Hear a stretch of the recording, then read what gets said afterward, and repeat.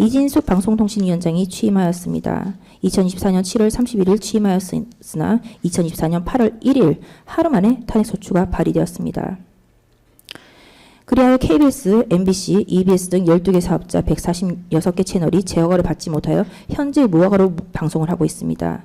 이 기사가 송출된 당시는 2025년 1월 7일자 기사인데요. 이때도 무허가 상태였고 그 이후 방송통신위원회가 이진숙 방송통신위원장을 쫓아내기 위하여 없어지고 방송통신미디어위원회가 발족하였지만 재허가 의결의 기사는 찾을 수 없었습니다. 그렇다면 KBS, MBC, EBS는 현재도 무허가일 수밖에 없습니다. 방송 장악을 위하여 방송통신위원장 직무대행만 6차례 탄핵 발의를 한 결과입니다. 이진숙 방송통신위원장은 약 6개월 174일간 직무가 정지되어 있다가 헌재로부터 기각 결정을 받았습니다.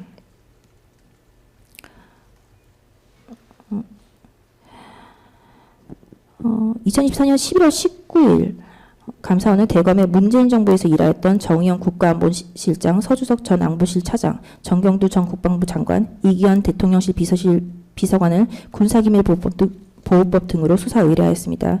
이들은 문재인 정부 당시 안보 책임자들로 사드의 한국 정식 배치를 늦추기 위하여 2급 기밀인 한미 군사작전을 시민단체에 유출한 혐의, 중국 측의 미사일 교체에 대하여 설명하는 과정에서 통상적인 수준을 넘어 군사기밀을 유출했다고 판단했고 2019년 12월 문재인 전 대통령이 중국 방문을 앞두고 환경영향평가를 위한 평가협의회를 구성조차 하지 않고 계속해서 미뤄왔다는 사실이 알려져 감사가 시작된 것입니다.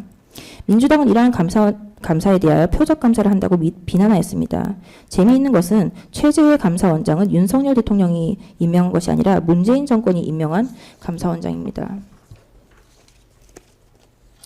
민주당은 자신의 자리에서 정권과 상관없이 직분을 다하는 공직자들을 자신들의 정치적 입지를 위하여 서슴없이 탄핵시켜 행정과 사법의 영역을 잠식해 갔습니다.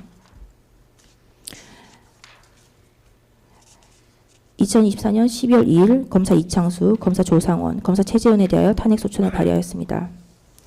그리고 같은 날 2024년 12월 2일 감사원장 최재해에 대하여 탄핵소추안을 발의하였습니다. 피청구인이 이 사건 비상계엄을 결심하게 된 가장 큰 사유 중 하나가 헌법기관인 감사원장에 대한 탄핵 발의입니다. 감사원은 응당 자신에게 부여된 권한이자 책무인 감사를 하였을 뿐인데 문재인 정권에 대한, 민주당에 대한 표적 감사를 한다는 이유로 감사원장이 스스로 독립성을 부정한다는 말도 안 되는 트집을 잡아서 기어이 탄핵소추를 발의한 것입니다. 이에 대통령 윤석열은 위헌적이고 삼권 분립을 망가뜨리고 국가의 시스템을 망가뜨리는 민주당의 일당 독재 폭주에 경고를 하고 무관심한 국민들에게도 이를 알리겠다는 생각에 대국민 호소 차원에서 최소한의 병력으로 계엄을 선포하게 된 것입니다. 이 사건 비상계엄은 최재해 감사원장에 대한 탄핵 발의가 있은 다음 날인 2024년 12월 3일 선포되었습니다.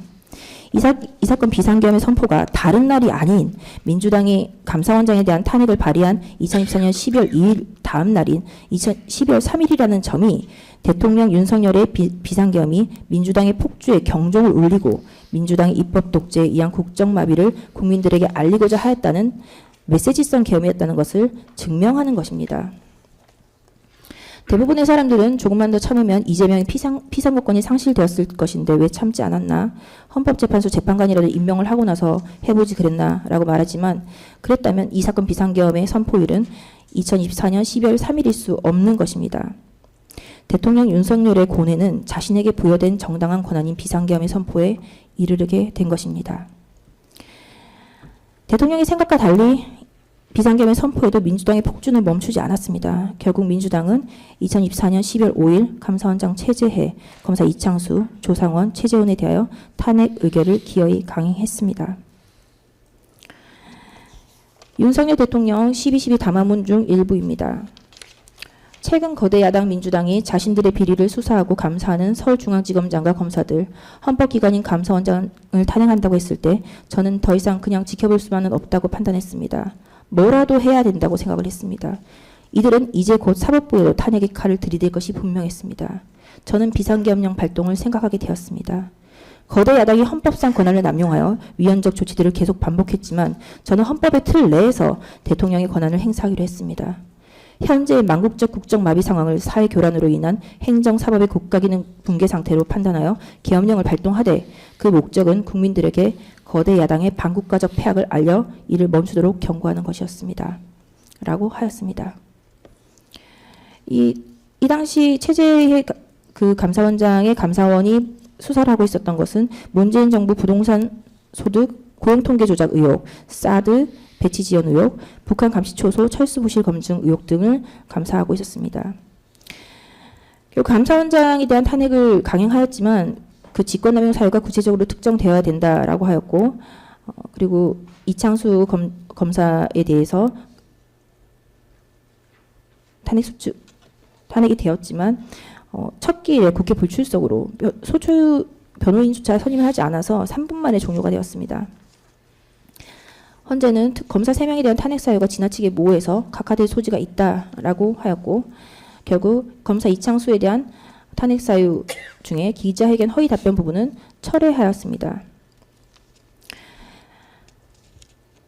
대통령 윤석열이 12심의 담화문에서 밝힌 대로 이들은 이제 곧 사법부에도 탄핵의 칼을 들이댈 것이 분명했습니다라고 한 부분은 현실로 드러났습니다.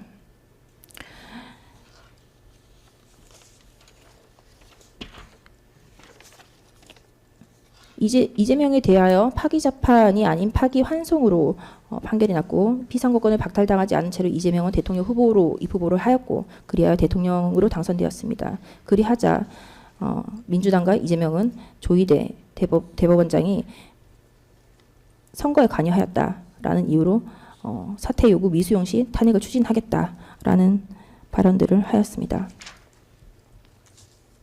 12심의 담화에도 예측한 바와 같이 저들은 사법부에도 탄핵의 칼을 들이대며 미친 광란의 춤을 추고 있습니다.